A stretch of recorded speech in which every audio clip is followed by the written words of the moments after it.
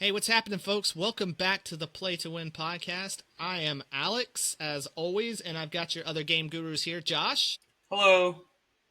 And Jared. Hello. It's been a little bit, guys. We've had some exciting things happening in the last few months, and you know what? Football's here. It is. Yeah. So how about that? None of us are very happy with football at the moment. Yeah. Yeah, the minute you said football's here, I was like, yeah. And too bad. The only one who still is in a state of limbo is Jared because his NFL team has yet to play. And, I mean, what do you think? Are they going to win? Yes. Who are they playing? Tennessee. Okay, so they Unless something goes horribly wrong, I should not have an entire weekend of discipline. Like your number one receiver dislocating his shoulder on the third play of the season. Or last year was a fluke, and Bo is just trash. Yeah, even Formula One ended up being garbage. Like, it's just this weekend just needs to F off. Yeah, there was some outlandish things said in my living room yesterday during a rivalry football game. I'll just say that. Well, I'm glad I was not there, but in other news, we've got a ton of news to talk about. We've gone through two different game conventions since we've last talked. So we're going to talk Avowed today, but first we're going to discuss some of the big news out of Gamescom and PAX West, as well as just some other news across the industry. We're going to go fairly quick through this. We'll touch on a few things in a little more detail, but let's go ahead and jump to the biggest news is, as we're recording this Sunday, September 7th, Silksong has come out a few days ago, and the big news out of that is, first of all, that game is out. I mean, 7 years in development. Yeah. Oh my gosh. And this has been just the big topic of news. Is Silksong coming?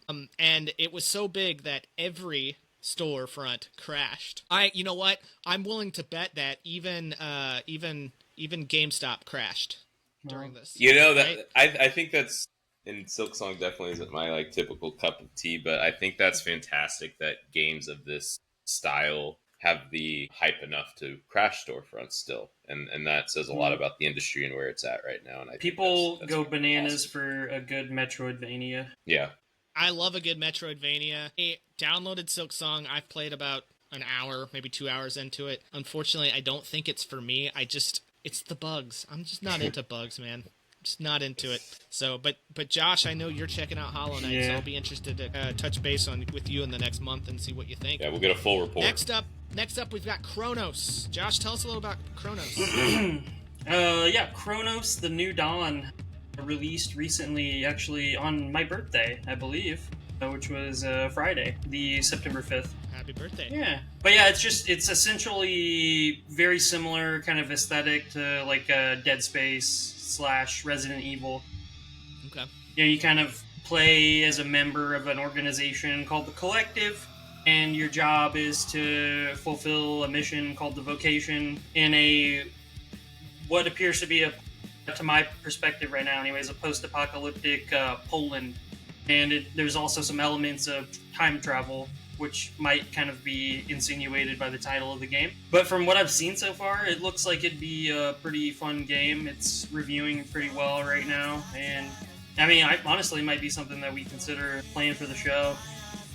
I feel like it'd be right up Jared's alley. Yeah, I've been eyeballing this game for sure. I have only had eyes on it because, Josh, you've been so high up on it. I have seen a lot of people posting on it online, though, so I'd be down to check it out. Yeah, I would too.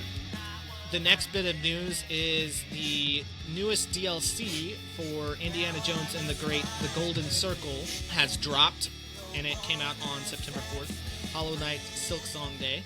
So it got overshadowed a little bit, but let's be honest. Honestly, I want more DLCs like this. If you have Game Pass, it's just like a $20 game, basically, because you get the Golden Circle as part of Game Pass, and then you have to pay $20 to get the DLC. It's like a 5 to 9 hour experience if you do everything. It's just more Indiana Jones.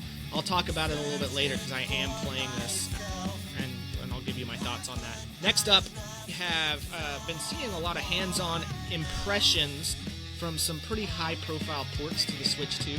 Honestly, this is some of the most exciting part of having a Switch 2 right now is the fact that there is a lot of third-party support out there there's been a lot of rumors that it's been hard for developers to get a hold of dev kits for the Switch 2, and that Nintendo has been pushing developers to develop for the Switch 1 instead. Lots of different thoughts on that, but it seems like some of these bigger developers have access to the dev kits. So, first one I wanted to bring up is Elden Ring. Did not show very well at Gamescom. Josh, I know you saw some of that as well.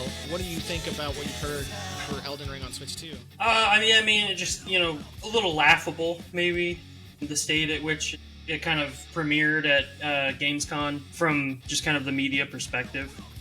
Yeah. I think, they've got some time. They don't even have a concrete release date set for the game, to my knowledge. So, I mean, they're not going to release the game in that state. I mean, by all accounts, they had a much better build available to demo at PAX West. They're not going to mind's eye it. No, they're not going to do whatever. God, what was that vampire game? Yeah, we've already forgot about it. We talked about it. And they're not going to do that. It's like 2 weeks out. 2 weeks out, they're like, "This is played horribly, but we're still moving forward." It's just like, but FromSoft is, notorious for releasing games that are finished, and they might have, some glitchy jank like, other open world games might have to them on occasion, but they're still really fair from a controlling standpoint. So. I trust FromSoft to get it figured out. I kind of wonder if they just had trouble getting access to a dev kit early on and started developing it before haven't had a lot of time to develop it, essentially. Yeah.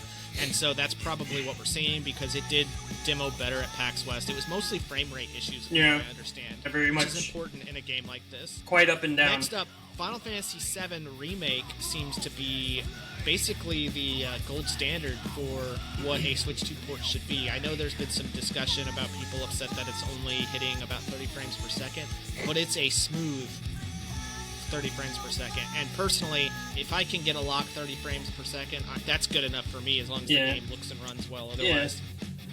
So Square Enix seems to be doing really well. Well, it's not like it's not an online multiplayer game anyway, so it's not like, you could use that as a crutch to It's lambast not a twitchy action game either.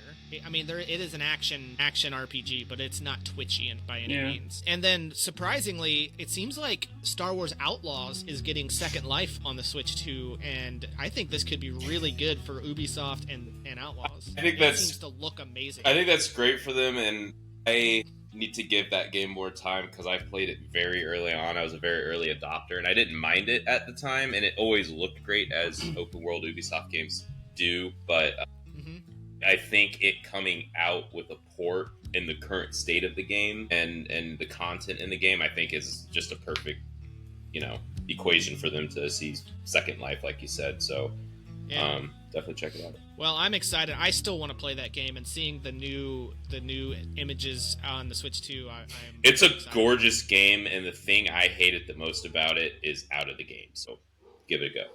Yeah. If you catch it on special. I'm hoping I'm either gonna get a 30-day EA Play or Ubisoft Connect, or or maybe there's a chance it'll be on Game Pass at some point. So that's probably how I'd play it, and I would probably recommend others do that as well. Like, if you're looking forward to this, just jump on and get that Ubi Connect. I play enough to Ubisoft that I have Ubi Connect for now, and then once I'm done with Shadows, I'm gonna stop Ubisoft Connect until they come out with another game that I want. Yeah, that makes a lot of sense. Next up, Josh, there's this little game called Kirby Air Ride that people are talking about. This is, I think the biggest news is this is Sakurai's latest adventure, which, for those of us who don't know, he is the mastermind behind which game? Super Smash Brothers. Yeah, buddy. And also, I don't mean to be that guy, but it's actually Kirby Air Riders. This is the sequel to Air Ride. Of about 20 plus years. Didn't they do a port of Air Ride too, or am I just blanking on that? Not on any current gen. Maybe I'm just making that up. Maybe it was on like the Switch or Nintendo Wii eShop, perhaps. I don't know. Maybe. Okay. Well, tell us about Kirby Air Riders. Yeah, I mean, it's they build upon a lot of the mechanics that are in the original game. There's a little bit more nuance to the vehicles and also a few more characters you can play as. But again, anyone that's played this game It's well, I guess its predecessor. The main draw of it would be the city trial mode of the game, where you kind of just go around in a set period, boost, and hit items that will make your cart perform better in several ways in the event to have a better outcome in the mini game at the end of the city trial countdown. So, I have a lot of great memories playing that as a kid, and I think that it looks like it's going to capture a lot of those same feels for a lot of people that enjoyed the original. Do you know what the release date is for this? I thought it was October, maybe November. Gosh, November 20th. There you go. Okay, November 20th. Yeah. Okay. Well, I'm interested in this. Are you going to pick it up when it comes out? Possibly. It depends. It's because there's a lot coming out here in the next 4 months. That's true. Yeah. That is absolutely true. I definitely want to play We Metroid got Prime 4. We got Pokemon ZA, we got Metro Prime 4. I mean, we've got something we'll talk about later. Actually, here's a good segue. We've got Outer Worlds 2 as well coming out in October. Jared, are you looking forward to this one? I am. I really love that studio, and despite future comments on that game that we played on something else that they did that doesn't sound so stellar, but yeah, I love Obsidian. I love the way they make gun-playing games. So yeah, and I'll talk more about it later, jump back in the first one, and highly anticipating the second, so I'll be flying through that so I can start that on day one. I'm looking forward to it as well. I actually really loved the Outer Worlds. I mean, it's got that goofy open world. I mean, it's like an old school Bethesda game. That's what it feels honestly, like. It's a lot more like what I want Starfield to be than Starfield was. So if the Outer Worlds and Starfield kind of came together, it would be the perfect game. We might honestly get a little bit more of what you're talking about in this one because they said it's bigger in scope. Now, when you say come together, are you saying they combine the amount of loading screens? Or? No, I think the character... that's just a joke. Yeah, I know, but the character of the Outer Worlds with the visuals of Starfield. Because Starfield, I don't care what you say, is a gorgeous asset. Some of the lighting was weird in that game at times. It could be, but it looks really nice. So tell me, so we got that in October. We'll talk more about that when it gets closer. Did the original release in October as well, or I don't remember. 2019, I think. No idea.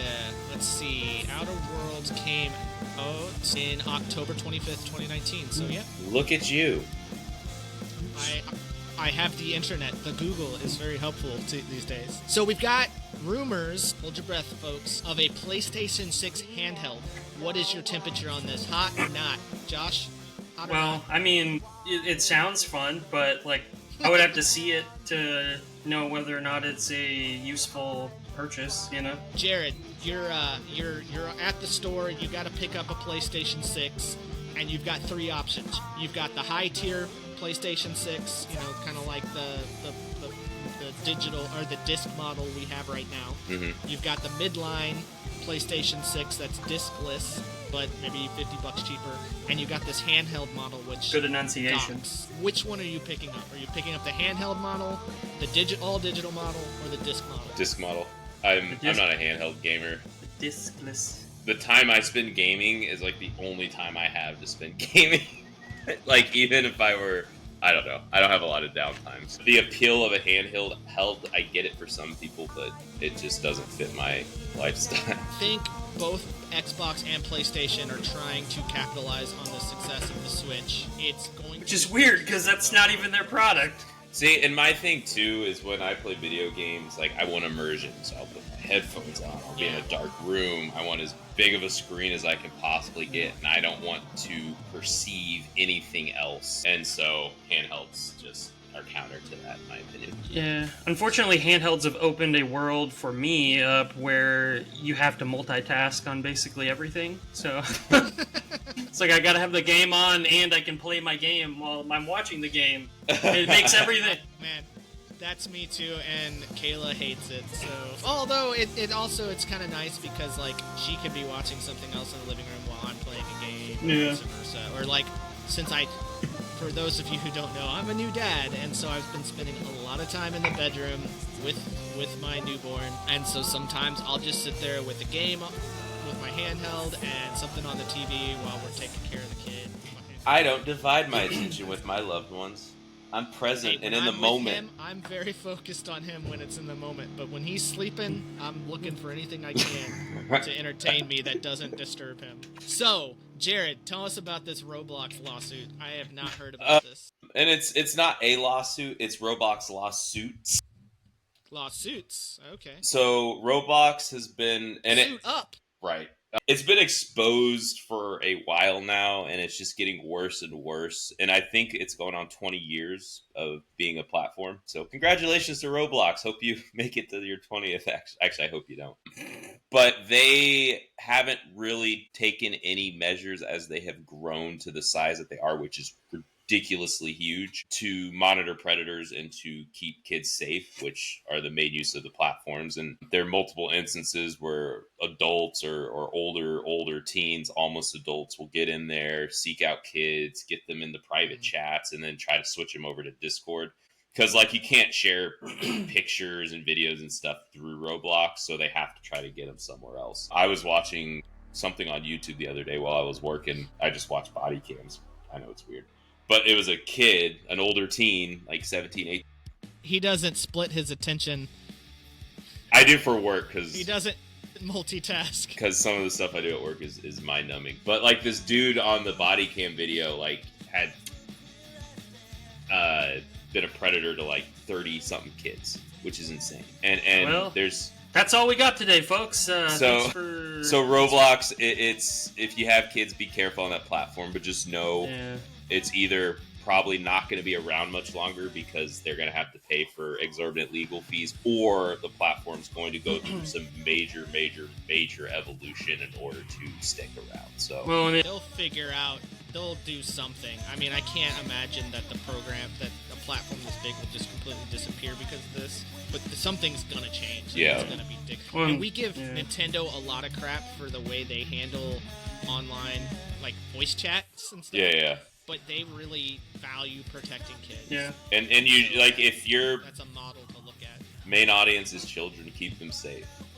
Well, and, yeah, I mean, I'm just reading a little bit about this, and, I mean, things about, it's like, awful. using, like, awful. in-game currency to coerce kids. Yeah. To send, like, videos and photos. Like, it's just like, oh, like... It's the seediest, most I'm gonna go take a shower behavior you this. can think of. I don't even want to get into it on our podcast, but, like... If you have kids that play Roblox, make sure you're logging in, make sure you're checking their chats, all that stuff. Make sure they're not talking to people they do not know, and all those settings are put in place. There's no way of transitioning to that smoothly, so let's talk about Rod Ferguson's move. Turd Ferguson.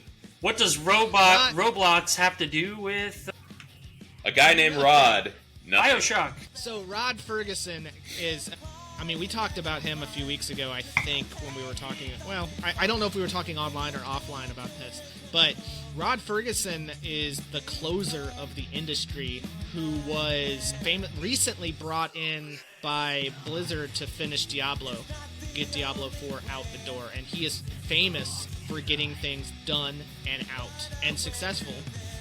You can have your thoughts on the games all you want, but he gets the job done. So Bioshock has been in development hell for quite a while, and they needed some solutions, so they brought him in to take over. Jared, anything to add about that? Yeah, so as everybody knows, and this is old news, the studio taking on Bioshock that was created is called Cloud Chamber. It's actually, and this is great, made up of devs that have a lot of experience with the original Bioshock properties, so that's great. But they just couldn't really figure it out. They had another guy named Kelly something. Who was it? Kelly? Can you think of the? I don't recall. Kelly somebody, but they just weren't working out, and they parted ways, and they brought in Rod. And as Alex mentioned, he headed Diablo at Blizzard, which is no small feat because that's probably one of the biggest games on the planet as far as concurrent gameplay goes.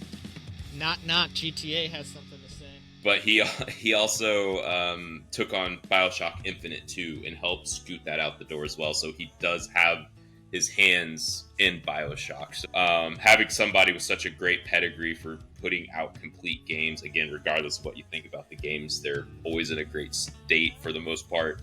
quality review pretty well. So I think this bodes well for BioShock, and I'm super excited because that's like one of my series is BioShock. So this gives me I'm hope. Excited. I hope he gets it done. I know they've already gone in and made significant changes for. Yeah. I mean, it's not going to be called BioShock 4, but BioShock 4, right? They've made significant changes to the studio since he's come in.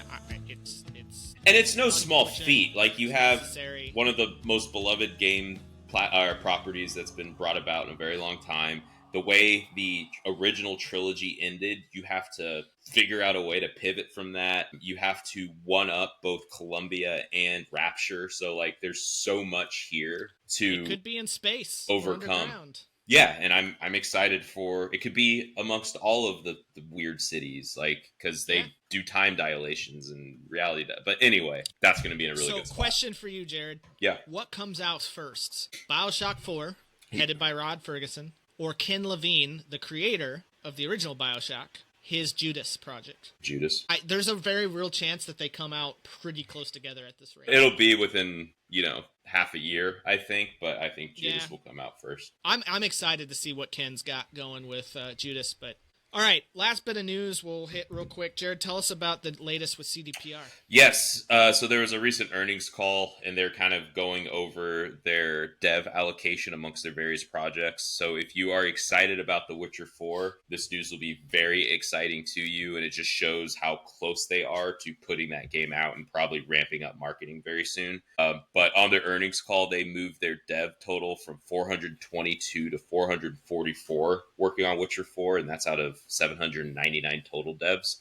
So that's more than half of their total dev count. If you are like me and a big Cyberpunk fan, Cyberpunk 2 moved from 96 to 116, and that's being worked out of a new studio here in the US. And then they have two other projects, Sirius and Hadar, that are pretty much staying the same. So I'm assuming one of those is the Witcher remake, and then the other one, I don't know what that is. So I'll have to check into that. But CDPR making moves, and it's another Gwent game. Yeah, this is exciting though, because typically they are a one game at a time shop, and so this will kind of be the first time we see them managing two massive properties and seeing how they get them out. See if they can beat Bethesda.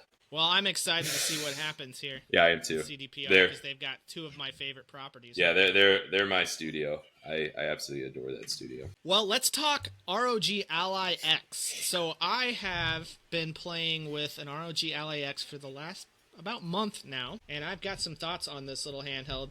First off, the thing feels great. It just really feels good. I spent a lot of time in the hospital in the last month, and He's okay, everyone. He's okay. Yeah. It was birth related stuff. I really loved having my Switch 2. It was great. And I was like, you know what? Maybe it's time to check out a handheld. So I got my hands on a Lenovo Go S, and then decided to actually get one of these ROG Ally X's to play a little bit. So honestly, if you're used to PC gaming, it's PC gaming, right? Like, you have to deal with all the little nuances of running Windows on a device. Something will work for a little while, and then suddenly it doesn't work, and you gotta go tinker and figure out why it doesn't work. It's annoying. Takes forever to download and start a game the first time, because it's gotta upload all these shaders. Okay, that's not new either. And then, like, just weird little quirks that come with running a Windows device are all a part of it. However, the form factor of this, it feels great, it looks great, it's a good size. I think the screen's about 7 inches, if I remember correctly. So not as big as the Switch 2. One of the things, though, I really like about this is I'm able to have my Steam library, my GOG, my Epic library, and my Xbox library all on one device. So just getting this device, I have hundreds of PC games already available to me. Plus, I get free games through these different stores all the time. Free PC games all the time, and you kind of download them and you add them to your library. And now I have them all in one place and I can jump into them. I never really cared too much about the Xbox Play Anywhere initiative, but having a handheld, it actually is a really cool thing. Whereas I can start a game on my Xbox, pick up my handheld, have it downloaded on my handheld, and the save carries over. and I don't have to rebuy the game if I have it on the Xbox. I have it on PC, so that's just kind of a neat effect. So, cool. for example, I played through Assassin's Creed Mirage. I started on the Lenovo Go, I switched to my Xbox, and then when I got the ROG Ally X, I switched on to that, and it was streamless. Streamless? You had to have it. It was Seamless. seamless. There was some streaming involved in the middle of that, 'cause I did some game streaming as well. But it's really nice to be able to have as a handheld. I really like it. The price point right now is not too bad. I mean, it's not there. It's a commitment, and with I really hope. The things I've been seeing about the new Xbox Ally X, the thing I'm most excited about are the upgraded or the streamlined versions of Windows with the Xbox app essentially taking over a lot of the processing and moving Windows into the background. I'll come back and talk a little bit more about that when that actually comes out, but it looks like that could be a big changer into making this feel more like a console, because right now it doesn't really feel like a console. It's a PC, it's a handheld PC, and there's just some cool things about it. I have been able to play everything on it just fine. Like I'll talk about some of the games I played. Really the only one that, strangely enough, I've played even modern games like Assassin's Creed ran just fine on it. Stray, an indie game, was the one game I've had with a lot of frame rate drops, running sub 30 frames and having difficulty, so I had to adjust to that. So it's kind of strange. Interesting. But that's PC gaming. Well, let's get to the topic of the day, folks. We're talking Avowed. So Avowed is made by Obsidian, and it came out in this past February 2025, February 13th, 2025, is on Game Pass. I think we all played this via Game Pass on our various Xboxes. Jared and I on an Xbox Series X and Josh on a Series S. Let's kind of jump into, what our overhead thoughts are on Avowed. Jared, what are you feeling on Avowed? I enjoyed it overall, and it scratched an itch that I had that nothing else really could satisfy, and I didn't feel like jumping back into Skyrim because that's a mountain I don't feel like climbing right now. And it kind of carried me over until Oblivion came out as well, and I think Oblivion did more for me than what Avowed did, and I think I feel the marketing from Avowed, the game didn't live up to it, in my opinion. I feel it just didn't look quite as good as the marketing made it seem, and I feel like the finished product, while great, it wasn't as dense as I was thinking it would be either, and I feel that the storyline wasn't as up to what I would expect from Obsidian, from like the Outer Worlds or New Vegas. So while I liked it a lot, it wasn't exactly where I wanted it to be, and I thought like the overall storyline with the weird god thing, I forget its name, like the godless stuff. That whole dynamic was really strange to me, and I don't know. It was kind of a lot of left field stuff, and my brain had too many expectations, which isn't the game's fault. But my brain had too many expectations for me to like love it. But I really liked it. Really liked it. My thought, I did not, the whole God in your head, so spoilers, God in your head. This is a spoiler cast. Yeah. Essentially, that's what we do here. But it's easy to figure out, though. Like, you figure out the twist in, like, 5 hours into the game. It's just like, oh, well, that's what's going on. Sorry, keep going. That was my least favorite part of this entire game. Like, you take that out and give me I get it's a reason to be doing what you're doing, but if you just take that out, I like the story better in this game without that. I'd rather the island be getting invaded, and you have some big... sorcerer that you have to defeat and all. I just felt the dynamic between you and the god was weird, and it was strange. Killed the momentum of the game for me in a lot of... I didn't like the voice, the way they decided to do the voice either. How they decided to voice the god. Yeah. It's acted just fine. It's done just fine. It's just the stylistic choice of it was weird.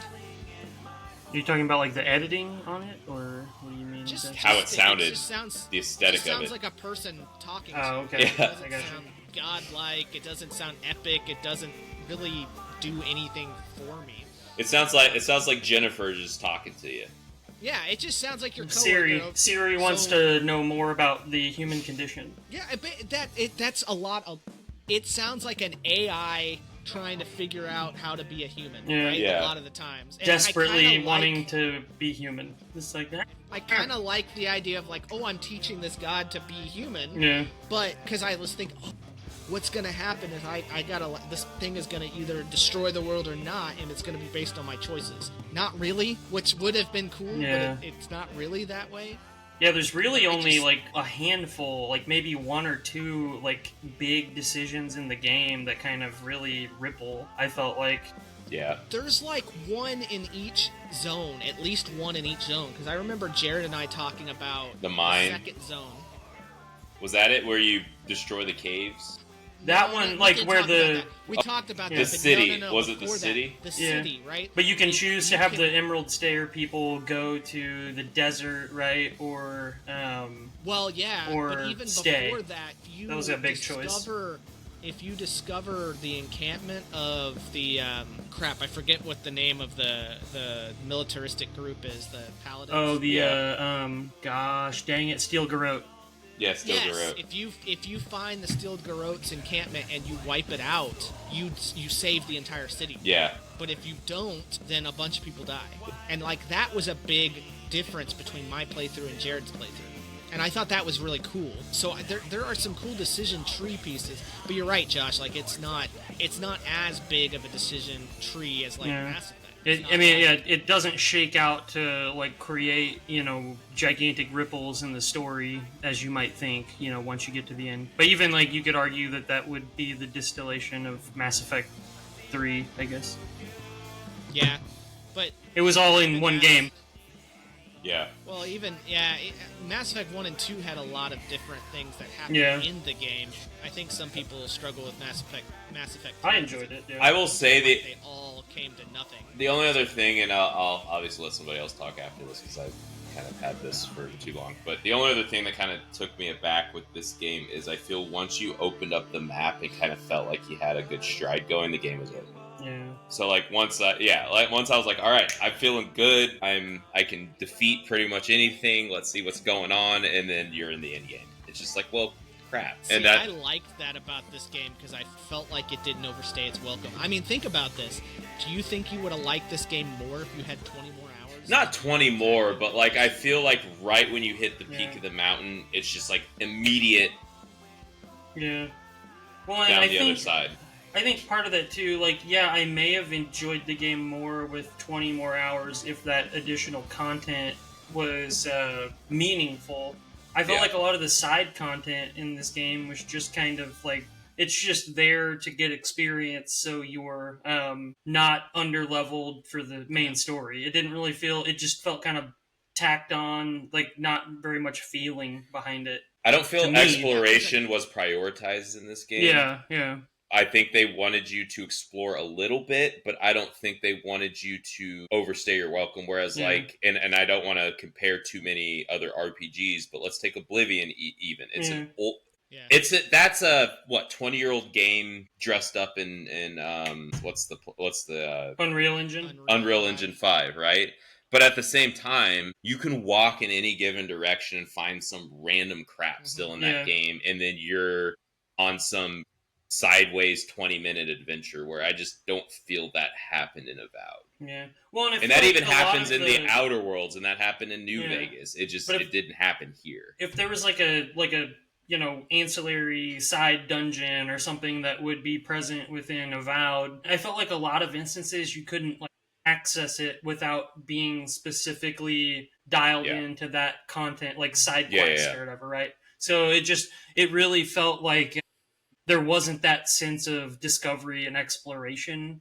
If you stumbled upon something, you would, well, I'll just go find an NPC in the city that will tell me how to get in here, and then Mhm. that will unlock the code sequence in the game that allows me to open the door. There's a lot of open space with tunnels branching Yeah, off, yeah. right? Like you walk around and you're in a big open area, but maybe not a lot in that. It's mostly the city is the open area, and then you hit a tunnel, and that's where the Yeah. side quest is. And that's- I could see that. That's not how Oblivion is. Oblivion is like it's just all massively Yeah. open. And that's the weird part about games like this. The open area games is there's a balance that you have to keep, and I feel they just kind of missed the mark just barely with this, where this had too much of open world DNA to make you feel like it should be. Yeah. And when you really went to test that, it got exposed, where a better example of this, and some people might drastically disagree with me on it, but I think Dragon Age Inquisition did a really good job with the open area way of presenting itself. Yeah. It's been too long since I played Inquisition. I can't remember anything about it. Yeah, like each individual map felt like its own world, and there's a lot of good discovery there, to where I felt like each individual map here of the different areas, it just felt like a different room in a big building, kind of. Like, it still felt kind of restrictive. One, I felt like, and I mentioned to you guys this back when we were playing the game, but it feels like, and you mentioned like Elder Scrolls, open world kind of concepts like that. It feels like an Elder Scrolls game with like bumpers on it. Yes. Like, yeah. And it just, and that kind of, it's like, okay, this is what we're emulating, but we can't outright, do that because we're not Bethesda and we don't want to get sued. Well, and I think that they didn't want to. They're not going to get sued. They're the same. They're the same. I just don't do the exact same thing. And they wouldn't get in trouble. I mean, it takes time to they build. They just get shut down by Xbox. They're like, no, you need to do something different. But it also takes time to Jared. it takes time to build Skyrim too, and I don't think that they wanted this to be that. But you shouldn't make it feel like that if you don't want it to be that. Yeah. And there's got to be sorry, Jared. There's got to be a happy medium between taking 10 years for the next. Well, it's been longer than that. 10 years between. Well, that's the announcement. 10 years since the announcement. Between Skyrims, between Elder Scrolls, and having this, right? Like, one of my biggest. We didn't even touch on this. One of my biggest disappointments in this game was the lack of depth in crafting. Yeah. Like building your weapons. Like, once you unlock something, like, I like the system, but once you unlock the ability for your weapon, that's it. That's it. There's no more. Like, why can't I do more with it? Like, I don't need necessarily to craft a whole new weapon out of nothing, because I get that's a lot of detail and depth that maybe they didn't want to go into, but let me mix and match spells or abilities or something a little bit more. Let me do a little bit more to it than what they gave me. And I think that speaks a lot to the lack of depth that y'all are talking about, just in a different area. Like, right, it was, you're talking about in the exploration. I didn't hit it too much in the exploration because I wanted to get in and enjoy the world and get out, and that's what I got from this. But you're right, like, you don't have a whole lot. I mean, I'm wondering if all of these areas were just one big map instead of these separate small zones, but they were more like samey, so less drastically different. Do you think that would feel better or worse for you? I don't know. I mean, it would be a bigger map with more to do on the map, less shallowness, but it would be more universally the same. I feel like you'd have more of that sense of exploration, at least the first time you played it, if it were set out that way, because then you could be doing something in Paradise, that, like, from, like, a main story standpoint, and, like, let's just walk out to the volcano land. Is that, what land was that? Akita? Where the dwarfs were? Where the Pardrunin, I think is the dwarf's name. Something like that, But Alex, you said something interesting though, and it kind of brought back something earlier where you're like, I got in and got out and didn't do a ton of exploration, definitely not as much as I did. But I feel like I kind of laid off as much exploration around the time when I should have found that Steel Garrote camp, and that's why I missed that, because at that point I was just like, I'm just gonna go. So let me correct that. Like, I did everything in this game. Yeah. I 100% did this. Okay. Like, I explored every inch of the map. That's why I found that Steel Garrote thing. Yeah. I, went through and did all the side quests. I found all the stuff. Like, I did everything pretty much that you could do in this game. There might be a few things that are achievement related that I didn't do. Sure. But I did every gameplay, like, story, all that stuff. And I found that satisfying. I didn't feel like it. That's part of it, is I enjoyed that I was able to do that without feeling overwhelmed. Whereas I get into a Skyrim, and it's really easy to get overwhelmed unless that's literally the only thing I'm going to play for the next several months. Yeah. Which is fine, and I get that. In a pre-Game Pass world, I love that, and I want that. In a Game Pass world, give me something moderately sized that I can complete in 20 to 40 hours and let me move on. Sure. And give me a reason to maybe come back and play it again, like have branching story paths, which this one didn't do quite as well. I want to shift a little bit, because I think a big topic of discussion in this, we don't have to spend a lot of time on this, is the graphics of this game. It's definitely, there were two different builds of this. The original trailer they showed off pre-Series X release was darker and more realistic and gritty. Yeah. It looked more rich. The visuals were more rich.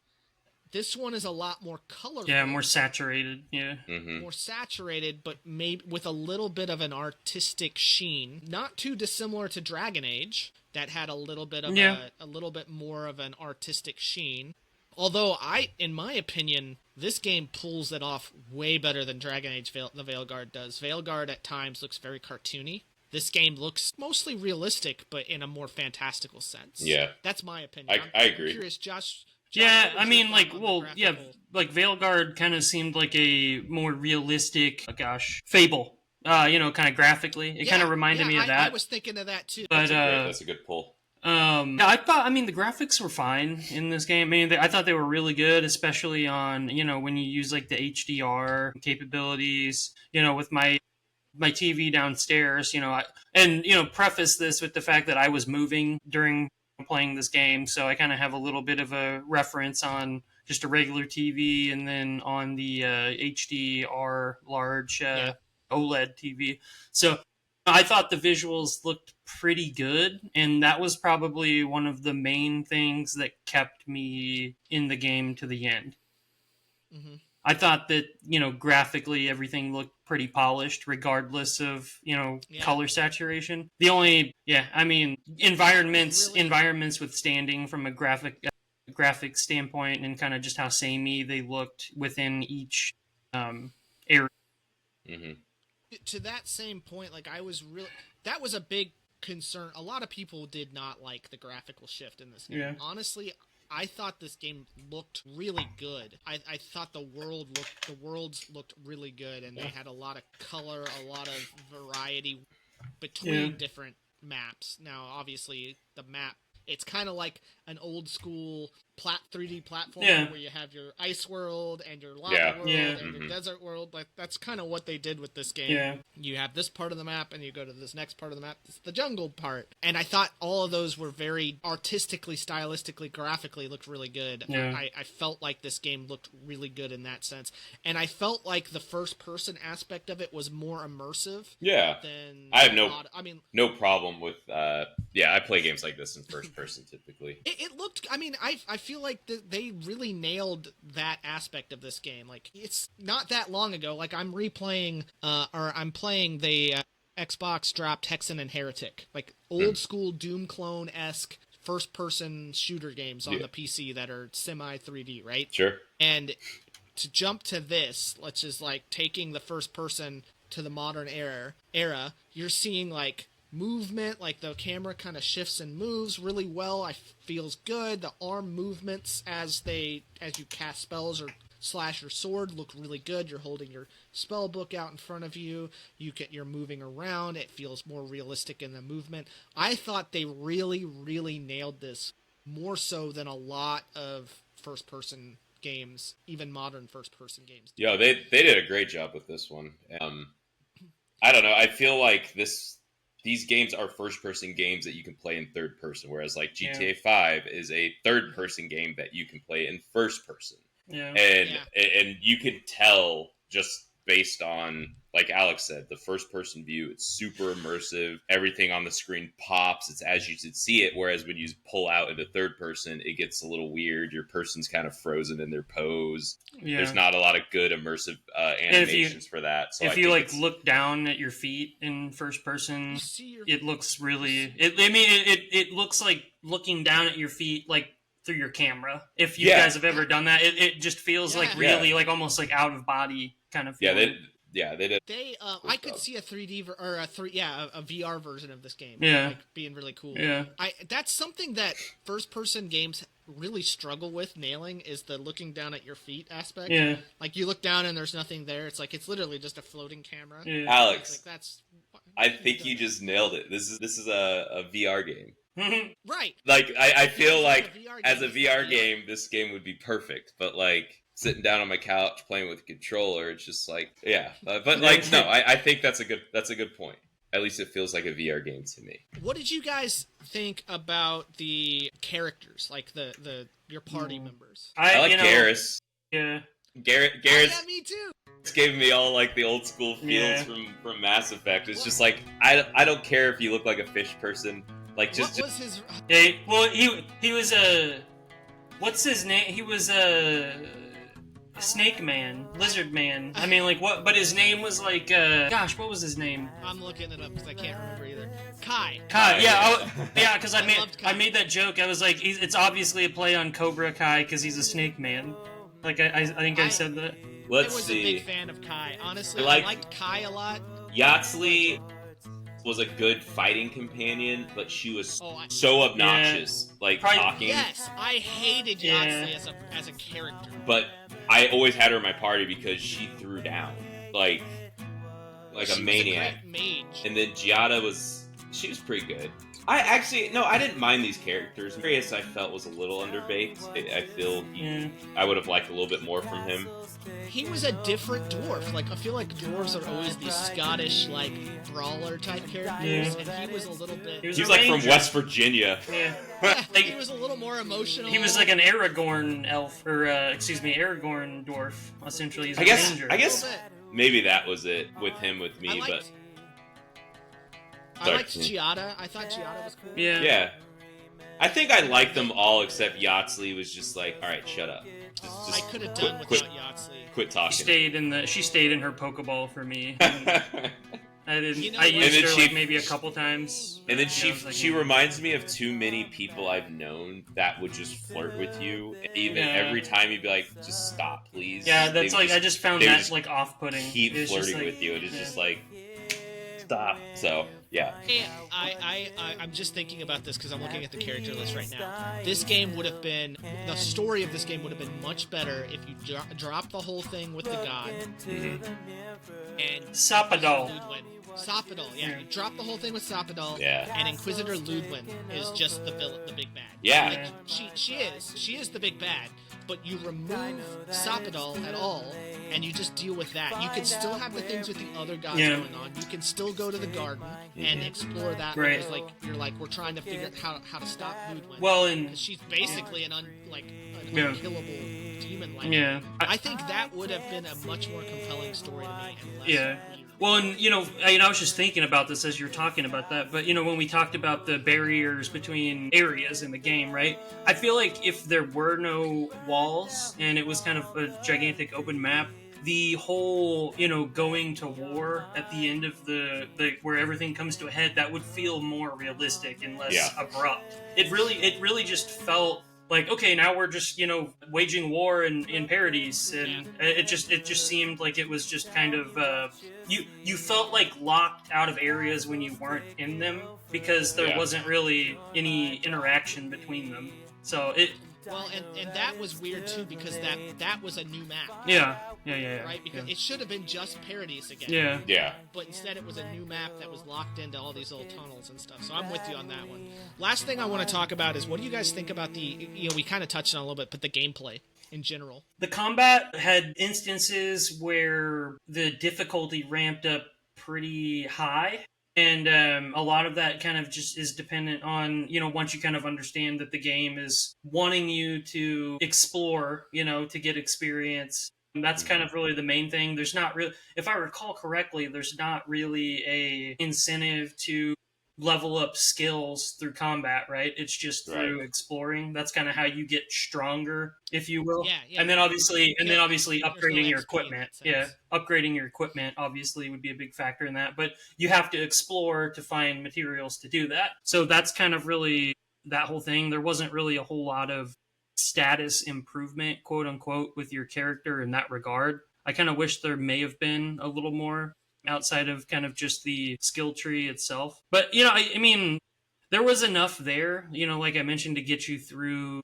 the end of the game. It just, I felt like the formula with the combat and kind of just exploring the lands that you go to be a little repetitive about halfway through the game, and it started to feel like a little bit of a slog. Let's stick with the combat a little bit, because I thought the combat was pretty innovative. I wish the guns were punchier in the combat. Okay. I wish, like, it felt very stiff if you used a firearm, and I really like to do a sword and a gun when I would play. But other than that, like, I didn't mind the sword play. Real quickly, I know you just kind of narrowed it down to combat, but like my biggest thing with the gameplay was I wish it went a little deeper into, like you mentioned, crafting or spells or enchantments, and like that's part of the fun of these games is like, I don't feel like questing today. I'm just going to nerd out to some of these menus and figure this out. And that's part of the fun of games of this style. And again, it's kind of like Avowed tricked you into thinking it was something it wasn't, which is, again, it's a great game. And all of my issues with it are my problem. Like, I had different expectations from it. Yeah. And so I don't want to put it on the end product, but it presented itself as such, in my opinion. And so that's kind of where I am at with that. But all in all, I thought combat was great, and it felt like an upgraded, like when you're actually have your sword and you're fighting, it felt like an upgraded version of Skyrim's first person. I hope the next Elder Scrolls pulls some lessons from this combat, because this first-person combat was the most immersive I felt they have done in a game like this. Oh, yeah. Like, Skyrim is literally just slash. Skyrim's Oblivion. Slash. Except you can use two swords in Skyrim. Like, it's the same, like, you just, that's all it is. Super simple. And two hands of magic. Yeah. I thought, I hope they can kind of use this battle system and build upon it, because you're actually hitting the shield, pulling up your shield, up the shield, you're slashing. The magic system, it's pretty basic, but is very cool. Like, being able to have a spell book in one hand and a sword in the other hand, I did that quite a bit. Yeah. The added, I don't typically, like, I don't really want this in my Skyrim games, because I like fantasy to be a little more medieval, but the guns were actually a cool addition. Don't put that in Elder Scrolls, please. No guns. Yeah. No guns. I'm in agreement. I used a gun a lot as my bow. Like, I usually would use a bow in Skyrim, and instead I used the gun in this. Yeah. And I like how the bow works in this game, where you hold down the L button, you hold down the R button, and then you release.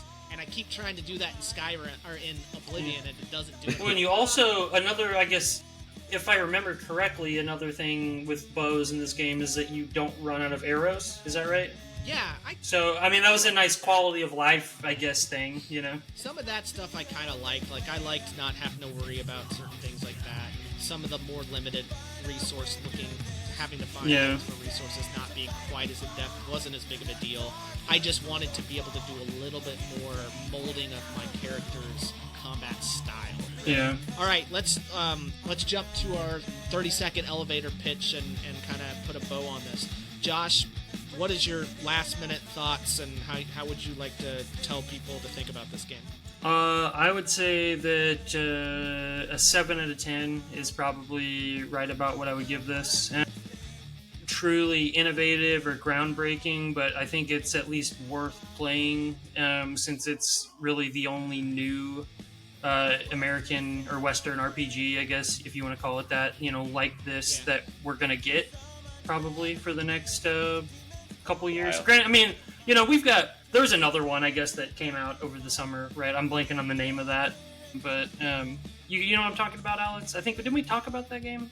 Oh, no, you're talking about Black Desert's That's not out yet. I know, but that's coming though. And so I'm not talking about that. I think I know what you're talking about. There's also Kingdom Come Deliverance 2, which is kind of in the same. Not that. This one would have been like a third-party developer. Yeah, I remember you talking about it.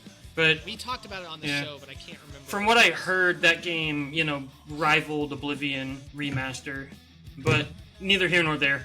This game, it's a good game. I don't think, as Jared mentioned, it was really what we were expecting, and that's not necessarily the game's fault. I guess you could argue that the developers, as they were making it, they probably could have realized how people could assume that, but Neither here nor there. Yeah. They said this is not going to be a Skyrim. I just thought that they did preface that. They chose to ignore Fair that. enough, yeah. Yeah, they. Jared, what's your 30-second elevator pitch for this game? Just go into this game knowing what it is. Don't look at the original marketing for it, but all in all, like, it's a very pretty game. It's a fun game. It's a new game, and with that comes a lot of weird issues, or that might come with the new IP. And that's, again, that'll come with any game. It doesn't matter which developer makes it or what the story is. I would say give this a go. I agree. It's a solid 7 out of 10. And if you go into it knowing that it's not a massive open world game where you can get lost on side quests for 10 hours, I think you'll be in a great spot. I just got out over my skis with expectations on it, and it kind of affected how my mindset was playing. Okay. So you guys are right there. I forgot to go over the scores at the top of this segment, but you guys are right there with the user score, which is a 6.8, so basically a 7 out of 10. Yeah, it scratches an itch, but it's not going to make you get on your roof and shout everybody. Yeah, it's like a Diet Right Elder Scrolls game or something.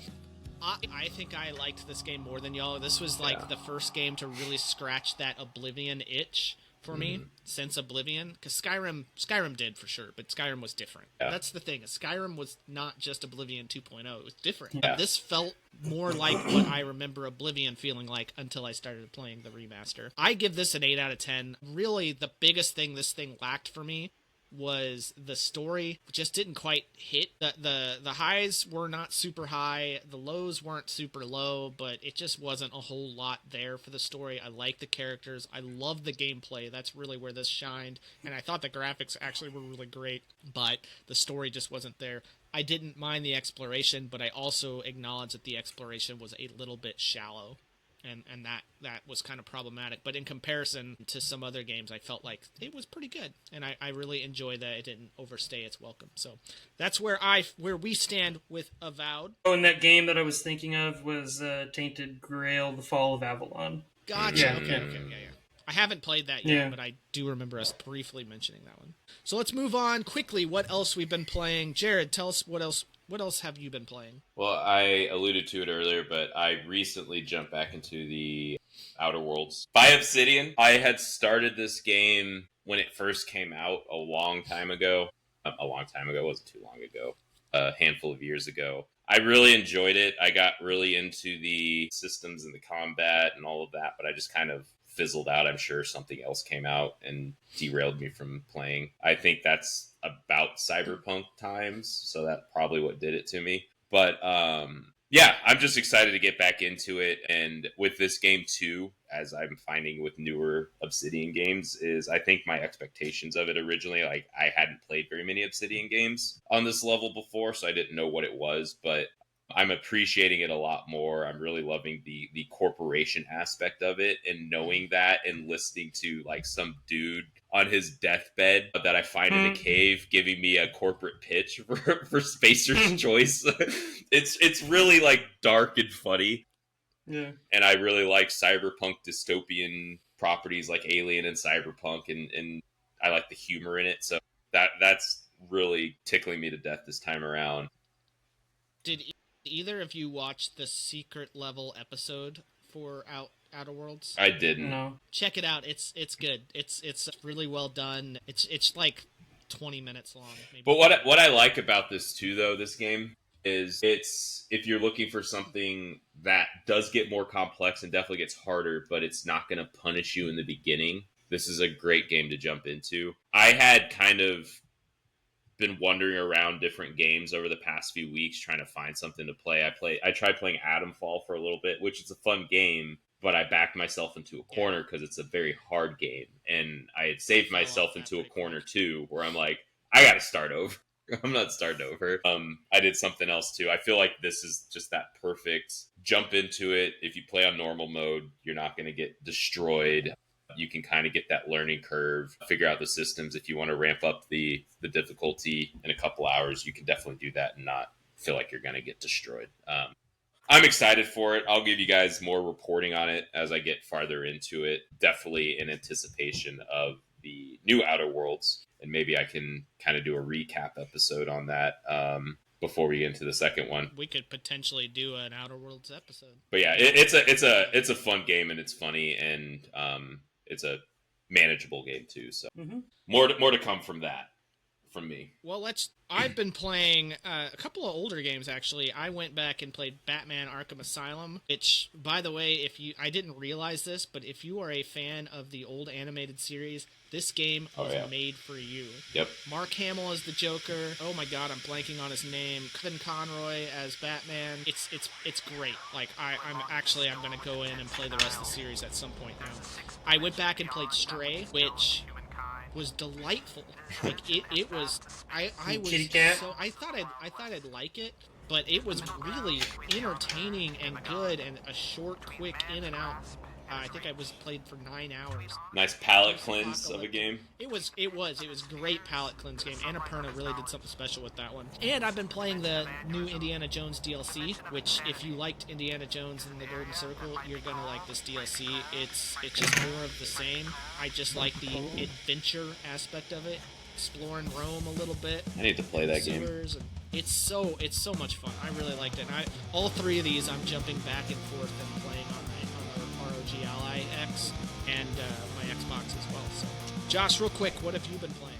Well, obviously between now and we last recorded, started and finished Donkey Kong Bonanza, and that was a good game. Yeah, we'll talk about that. And then shortly after that, I jumped into Romancing Saga 2 Remaster Revenge of the Seven. It's, It's on Switch too, right? Yeah, enhanced edition. Obviously, originally released I think about a year or so ago on regular Switch. But Okay, I didn't realize. yeah, but it's a good kind of meeting of two different JRPG titans from like a aesthetic standpoint of both Final Fantasy and Dragon Quest, in my opinion.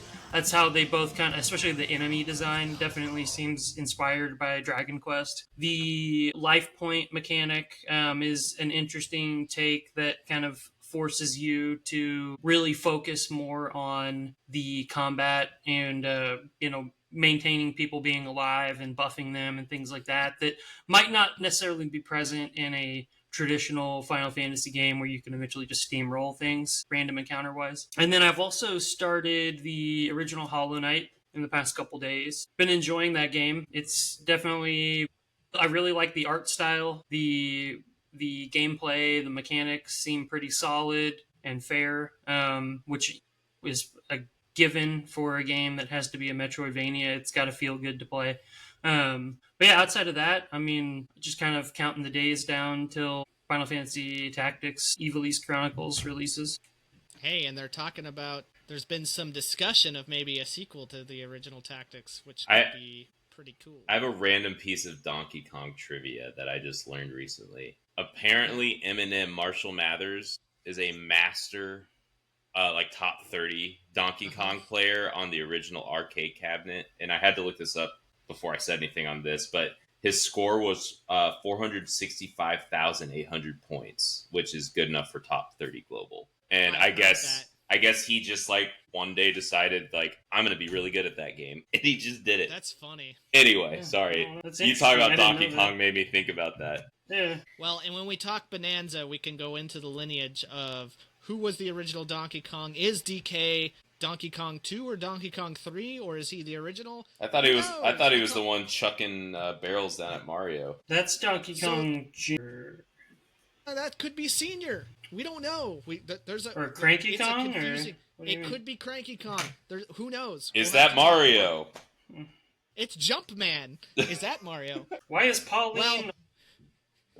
We'll talk more about that next time on Play to Win podcast. But for Josh, Alex, and Jared, thank you for showing up. Thank you for listening. If you like us, please tell your friends. If you hated us, tell your enemies to punish them. Leave us a good review. Leave us 5 stars. Leave us a thumbs up. You can find us in all the podcatchers of your choice and the new video episodes up on YouTube as well as Spotify. If you want to chat with us, send us an email at play2winpod@gmail.com, or You can hit us up on x.com. I hate saying that. pod_win. Some point we're going to have a Blue Sky and or maybe an Instagram. Probably an Instagram. For now, see you next time. And if you like music, go on your music platforms and look up a band called Lost July. They're okay. You may or may not be hearing them in the background right now. Peace. See you guys.